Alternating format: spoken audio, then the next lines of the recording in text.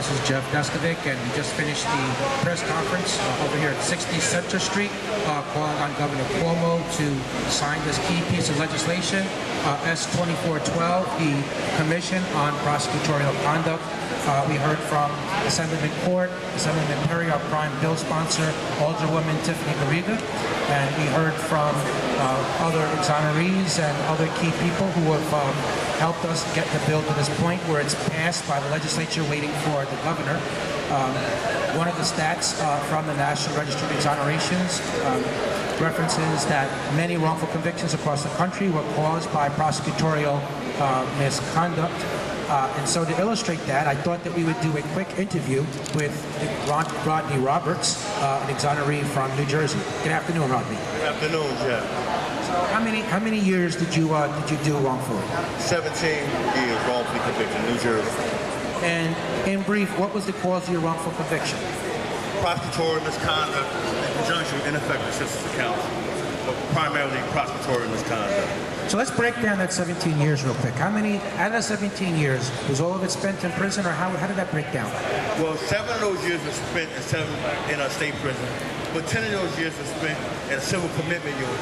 Because I continued to deny guilt and claim my innocence, I was civilly committed under what New Jersey called the Sexual Violence Prevention Act, and held for 10 years more fighting for my freedom until I was eventually exonerated through DNA evidence. And how long have you been home for? I've been home 4 years now, since 2014. Okay, but this is a New York bill, and yet your case happened in New Jersey, but you're here. Why are you here? Well, I'm here because the issue is systemic throughout the country. I'm hoping New York, being a progressive state it is, taking the forefront to start a snowball effect of what's needed in every state. New Jersey is definitely the next state in my hopes and my passion to be a state to adopt the same bill. But New York is taking the first stand, and stand it is. I'm here to support anyone who wants to fight against prosecutorial misconduct. And it's my understanding, Rodney, that you do presentations and you meet with elected officials and you do media interviews. Is that correct? Yes, I do. Okay, so everyone knows I started the Jeffrey Deskovic Foundation for Justice, which exonerates the wrongfully imprisoned as well as pursues policy changes designed to prevent them. We freed 7 people in 5.5 years. But Rodney, you have a foundation also. What's that called and what's that about? Well, I've recently started the Rodney Roberts Foundation.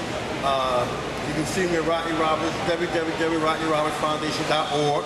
My website is very informative, and my goal is to mimic the same battle stance that's been taken by so many other champions, such as Jeff and such as Bill with this bill and the organization That Can Happen to You, the Innocent Project, all those exoneration-based projects that are fighting for to help free the innocent.